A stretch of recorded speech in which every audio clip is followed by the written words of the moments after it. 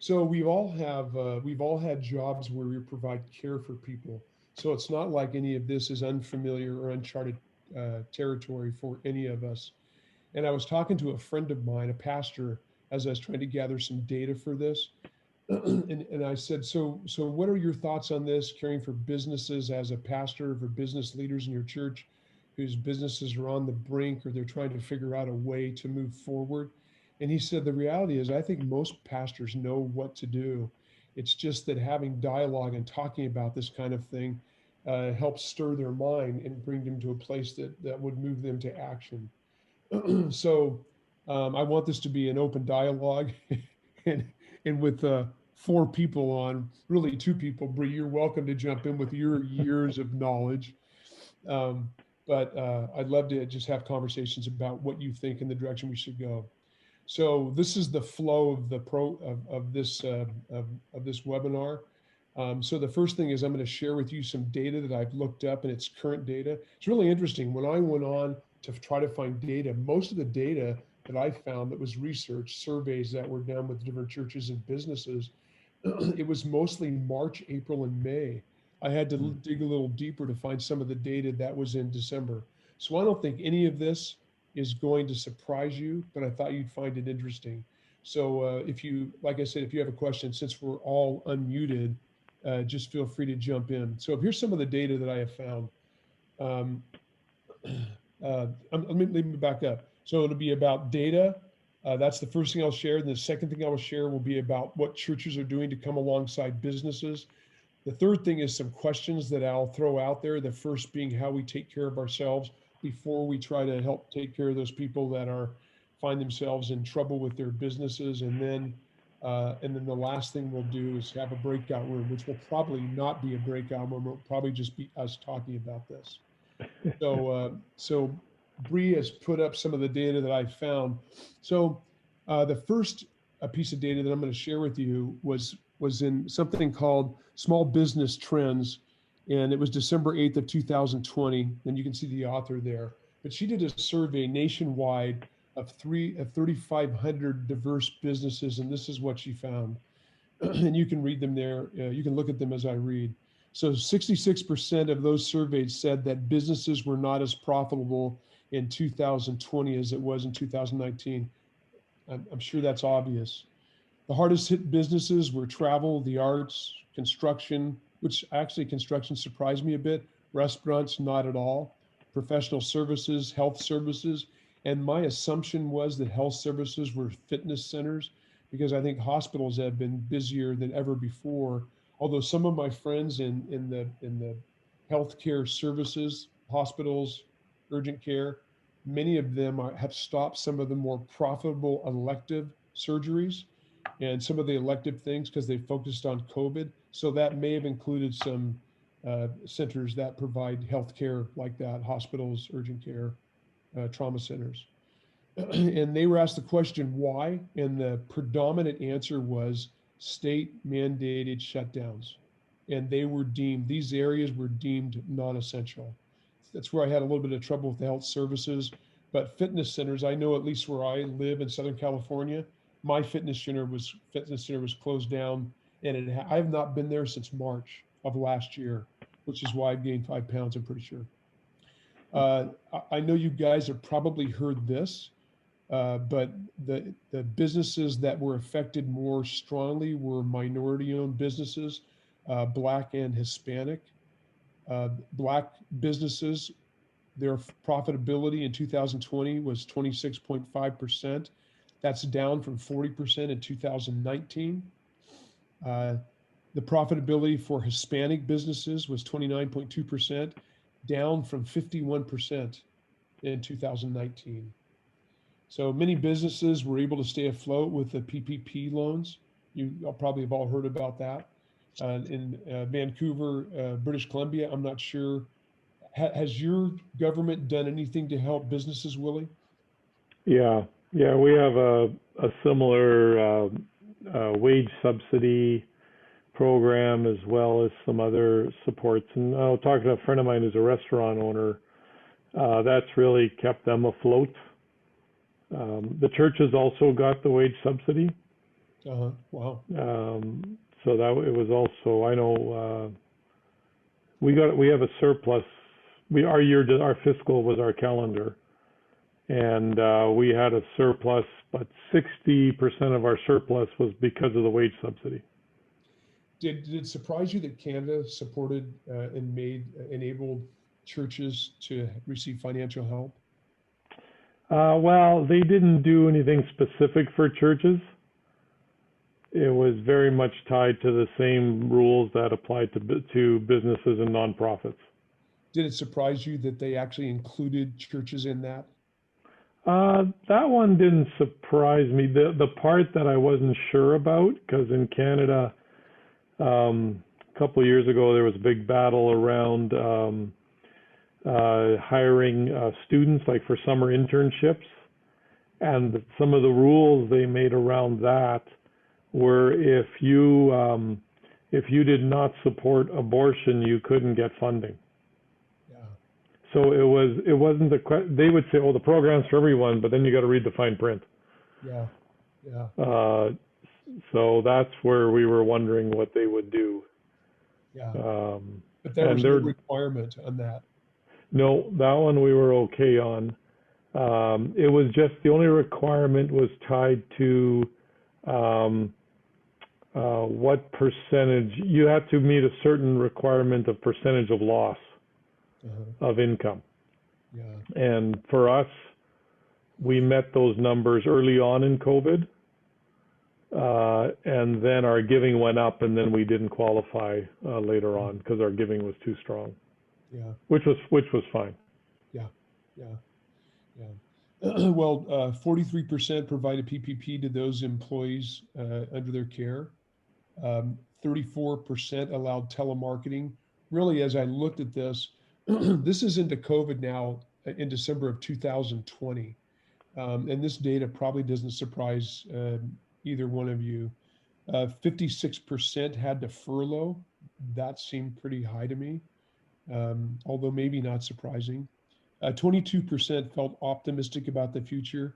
33% felt somewhat optimistic.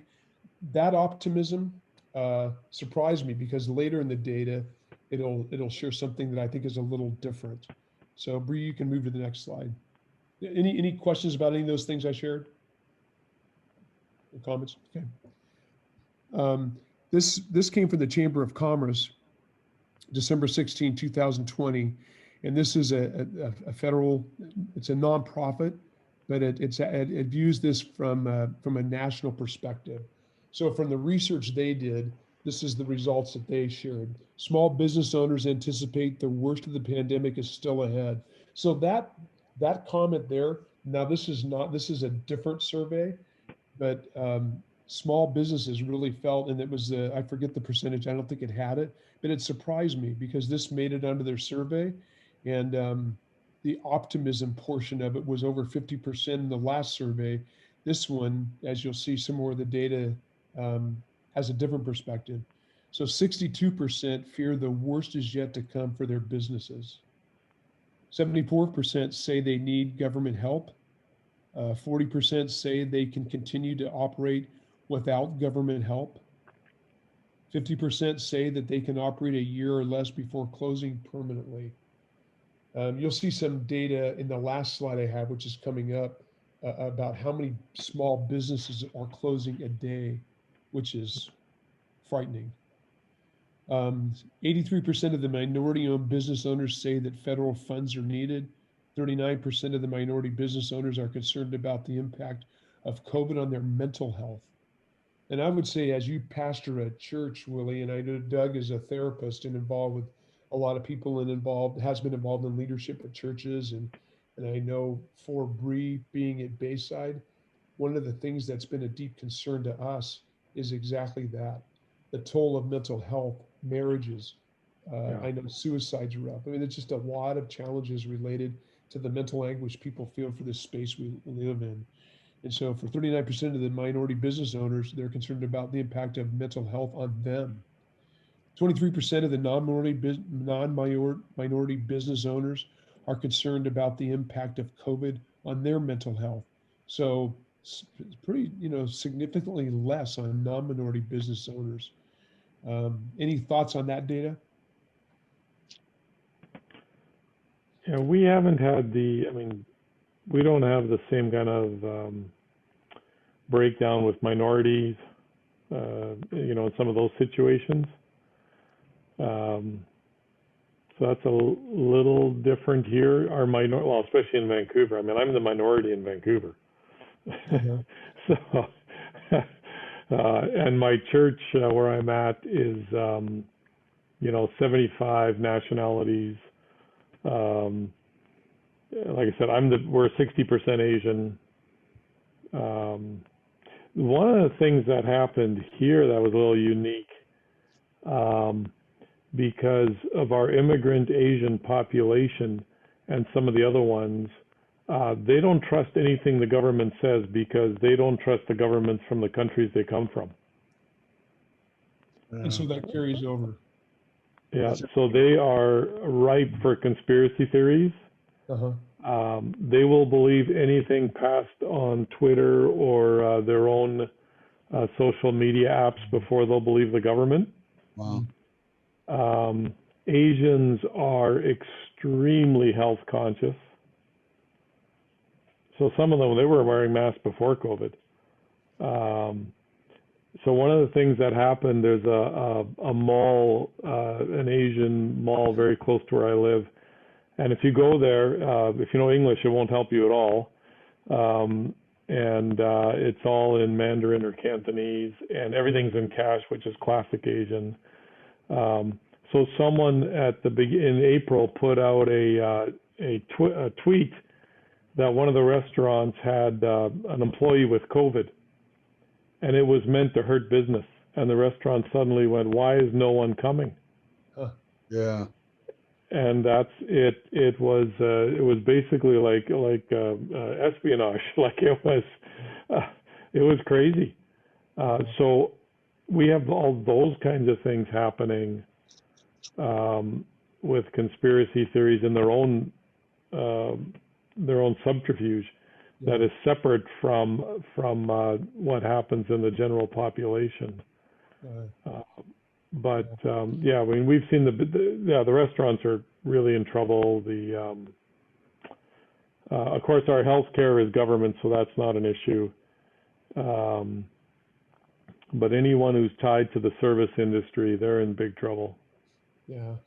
Boy, you share that story about what was put on Twitter. There are so many side events that happen because of COVID. I mean, who would have thought that suicide would have been up amongst young people? And you think about a Twitter or a tweet that I'm not saying it nearly shut down that restaurant, but it sure impacted them. So it's bad enough with some of the challenges of COVID. That surprises me, but in some ways doesn't surprise me. So Yeah, our domestic violence is way up. Our suicides are up. But then we've had a real opioid crisis. uh-huh. And in Canada, but particularly in Vancouver. So those deaths have gone way up, and it's gotten to the sidelines. You have 150, 175 deaths a month in Vancouver with opioid. Wow. And then that hits all the PTSD of all the emergency services folks dealing with them. Wow. And what is your death due to COVID? A month. It's beyond that, I would assume. Yeah, I mean we've been pretty good the whole time. I could probably find out. They'll usually post it at 3:00. But we've been right now in British Columbia. We've been at about 500 new cases a day. Uh-huh. And our deaths per day have been down to under 20. Uh-huh. Yeah. That's so awesome compared to Los Angeles, where I live. I know Sacramento's not as I don't know what Sacramento's data would show, but I know LA is hotspot, but I think it's getting a little better. Yeah. So, well, just I have one more slide on the data, which here's an interesting one. Amy Klobuchar, who is a government representative out, I think she's a senator out of Minnesota. She quoted a study by Yelp. I couldn't find it, but she said that 800 small businesses are closing in the US every day. And I looked for some other data on that. One person said you really have to look at that and look at how many businesses closed every day in 2019 to get a good perspective on that. Well, then some research out of UC Santa Cruz said that 1,500 businesses are closing a day nationally. And then I just make the point that more research is needed on how many businesses close in a normal year. So I'm not sure what to make of that. I would venture to guess that more businesses are closing, many more are closing more in 2020 and now 2021 than they did the year before. So that's it for the data. Anything about that data surprise you? Anything you want to point out? Well, I have a thought. Well, one thing I would point out is not so much about businesses, but about the mental health of the people that run them and the mental health of everybody in Canada and the United States. Prior to the pandemic, we were at record highs of anxiety and depression all across the age spectrum. So we had depression has been moving to younger and younger people. It was 40 years ago, it was rare to find kids that were depressed. So we already had an epidemic of depression and anxiety. You know, one of the things I'd say to that, Doug, so I Yeah. read some research and I don't have where I read it, but I've heard that if you look at data, you can mark the spike in depression amongst so I'll take my son who's 22. Yeah. He doesn't Yeah. suffer from depression, but from 2011 amongst young people, and I forget the age, you can see a spike in depression in the proliferation of iPhones and devices Oh yeah. Yeah. really Yeah. became big in 2011. So Yeah. for some reason that resonates with us. We understand that. That Yeah. makes us. And I don't know, Doug, what do you make of that? Is it because they live in a world of isolation now? I've done some reading on that. Yeah. I mean, part of that is so I'll just say it a really simple way. This is more for, anyway, when we have challenges in our life now, we go to our technology. We don't go talk to people as much. We don't go to community as much. We just don't connect with people as much. We connect with technology. It's kind of the whole thing of the series that's on, I think it's Netflix, about the social dilemma. So they do, mental health has decided that there is a technology addiction. So that's one thought I have, is that one of the reasons is because our brains, our physiology, and especially our brains, we have to connect with people in a positive way. Otherwise, we're going to suffer. And that's why the Bible's full of exhortations to gather together often and not forsake assembling together, those kinds of things.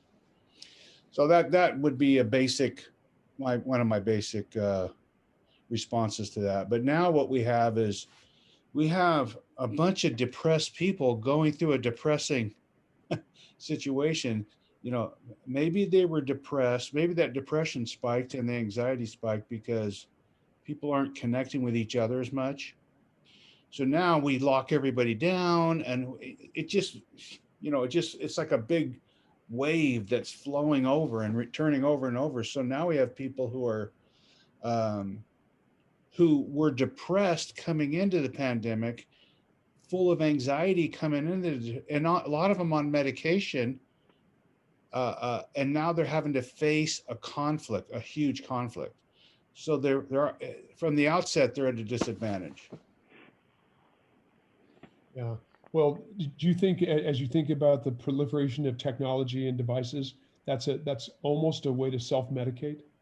Yeah, that's what I mean when I say they go to their technology, they go to their devices instead of dealing with whatever the challenge, their what I would call as normal life challenges. There's certain things we can always count on. The anxiety, for example, the anxiety of graduating from high school or junior high, middle school, and having to go to the next level. Having to go away to college. There's certain life struggles that are common to everybody. But when our default move, we all do it, by the way. I mean, it can be something as little as just a little bit of anxiety pops up in us, and we go grab our phone and we start looking at something. It does medicate. It alter. You've heard the term before, mood altering drugs. Yeah. Technology alters our mood. Yeah. So that's exactly what's happening, Dave. Mm. And we all do it. And the guy on The Social Dilemma was a young guy in the Silicon Valley. He started noticing it. He talks about this in the series. He started to notice it, and it concerned him. He's just a young guy, and then he went home. So he works at Google or somewhere.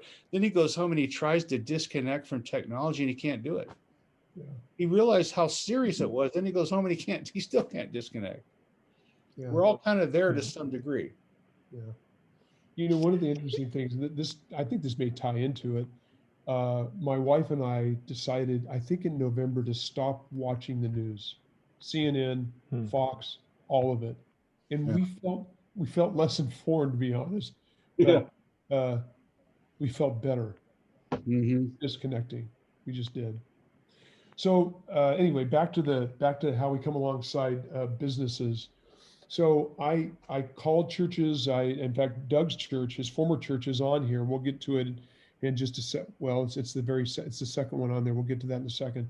But these are some of the things that churches have done to come alongside businesses. Not only businesses that are represented by members of their church, but they did this to come alongside businesses that there's some of these have requirements, but most of them, and Bayside is a very large church, so has a lot of capacity. But Bayside, as an example, open opportunities for business across the board, not just businesses that were owned by attenders of Bayside. But I think about the different churches we have, and there's not as many on here. I mean, Willie, you're a pastor and are part of a church. Doug is part of a church, but is a therapist. But I thought it'd be really good to look at some of the things that churches are doing. And then if you know some things that churches are doing, you can share them as well. But there's a local church in Sacramento that created a fund of $20,000.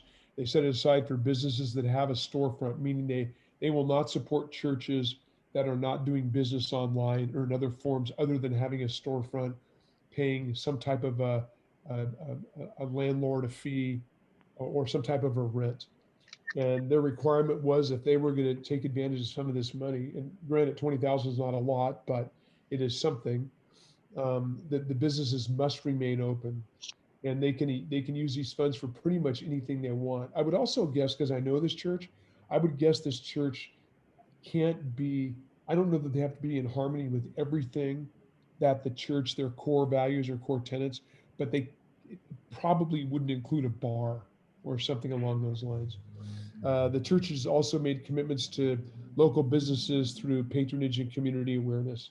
I know that Ray Johnston, who's senior pastor of Bayside, he tells the story of the day that Chick-fil-A was getting criticized nationally by more progressive thinkers on Sunday morning as a way to come alongside Chick-fil-A because their values at that time, and I would suppose currently, at that time, uh, Chick-fil-A's values were consistent with Bayside's values. So he said, I want you to go to Chick-fil-A after church, and I want you to go there every week. That Sunday, Chick-fil-A ran out of product in the Sacramento area. They ran out of product at 2 o'clock in the afternoon. It's hard to imagine that. This is not Bayside. The Sacramento church is not Bayside, but they really promote local businesses and the support of local businesses, which leads to the next comment. And this is the Disciples Church in Folsom, where Doug attended.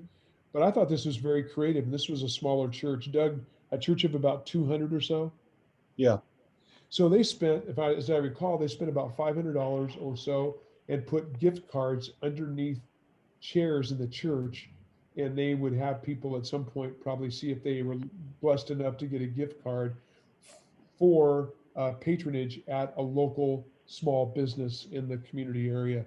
Anything you want to add to that, Doug? Yeah. Well, what I liked about the thinking of the leadership was we usually give stuff to our people, kind of like what you call bling or whatever the term is, cups. It was our anniversary, and they decided instead of giving stuff to our own people this year, we want to bless the businesses in our community. So everybody that was there that morning got a gift card to a restaurant or some business in the town. So everybody got one. Everybody did, yeah. Every family got at least one. Yeah. Yeah. I worked at Azusa Pacific for many years, and the city of Azusa was really going through a difficult period of time, especially small businesses.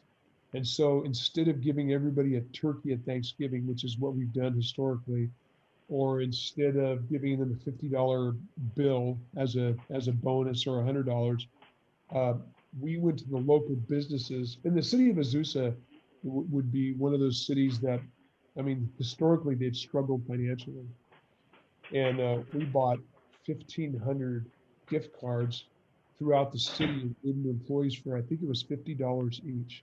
Well, there was an ice cream store. I forget the name of it. It was just one of those storefronts that was privately owned by a Hispanic woman who honestly barely had two nickels to rub together, and us buying, $1,000 of $50 gift cards for her was life changing, and it's not sustainable, but it really helped. So here's some other things that happened. I found this in the Tennessean magazine, May 2020. Here's a pastor that specifically chose two churches. I don't know what the criteria was, but it was called a Small Business Blessing Effort. And he targeted two churches to start and actually paid. I'm not going to read all this, but as I recall, they paid rent and utilities for a month for both of these businesses. And it kept these businesses afloat. And as of the writing of this article, these businesses, that really made all the difference. Actually, it saved the jobs of some of the employees. So I thought that was very creative. And I think that total effort was probably $5,000. So it's a relatively small church. It's something that other churches could do. Again, I don't know the process of selection there, but I thought that was a pretty cool idea. Next slide. So these are just random things from churches that they do that I thought would be something that smaller churches could do. Free business coaching to struggling businesses from the members of their church. That would cause a pastor to get actively involved in members' life, which is really a good thing. So free coaching, they provided free financial coaching. Other churches provided financial assistance in giving interest-free loans of anywhere from $5,000 to $20,000. That's pretty significant. And as I read through some of these things, I mean, I was reminded of the generosity of the early church. I think in particular, Doug mentioned a couple of those instances earlier in our conversation. But I think the second chapter of Acts church, near the end of that chapter, it talks about how they all came alongside each other and helped those in need and shared amongst each other. Um, so the next one, promoting businesses every week on social media, encourages members to support them. Um, Contacting attorneys to provide legal assistance and advice. I think of that in particular with the PPP loan. So those business owners in our churches, I know I'm on a couple of boards that took the PPP loan. There's very specific guidelines you have to follow to get forgiveness from that. And I know, Willie, this doesn't necessarily include you in Canada. I don't know what the criteria was for getting financial assistance from the government, but I know that many small businesses in the U.S. Uh, they're small and they need help figuring out how you go down this road. The ideal is, But the reasoning behind the PPP loans was to help small businesses survive. My guess is the majority of the small businesses, if they filled these forms out correctly, if they had the right advice, they would not have to pay them back. But that can be tricky. And as I recall, with one of the nonprofit ministries where I serve on the board, um, it was a moving target. Criteria for getting that loan and criteria for reporting that loan, it was a moving target, and things changed almost weekly Yeah. on that. And we had one of our board members is a CFO of a pretty significant company. He's the one that dove into that and helped people figure that out. But it was not easy for him, and he spent his whole life as a CFO of I don't know that it was a Fortune 500 company, but a very successful company. By the way, Damon, welcome. It's good to have you here. And then a church has developed an online business directory of local businesses fighting to stay open, so the members could actually support them. There was prayer ministry that would commit to pray every day for each business by name. And then of course some churches provided free career coaching, because unfortunately if 800 to 1500 businesses are closing every day, uh, free career coaching is something to be really, really critical. The businesses that are suffering more than any others are minority owned businesses. African Americans are suffering the worst, Hispanic business owners secondarily. And so we have pulled out, not out of the 500,000, it's in addition to that, uh, $100,000 to invest in minority owned businesses. And that includes loans of up to $5,000 interest free, up to $20,000 interest free. Now there's a vetting process, but Bayside has streamlined that so these businesses can get this help right away. So if you're part of a big church, this is something that you might consider. I realize for smaller churches, there's no way they have the capacity, but certainly all churches have the capacity to develop transformational relationships with their congregants, and in particular for this moment, business owners. The last area that I talked about related to Bayside was investing an additional $100,000 through the CARE Fund to support immediate crisis, and that is people who have become unemployed. And so for those people that have lost their businesses, which have been plenty, and for those people that have lost their jobs through this business, through this COVID period, there's $100,000 set aside to help pay rent, to help pay food, gas, all other kinds of bills. So that process.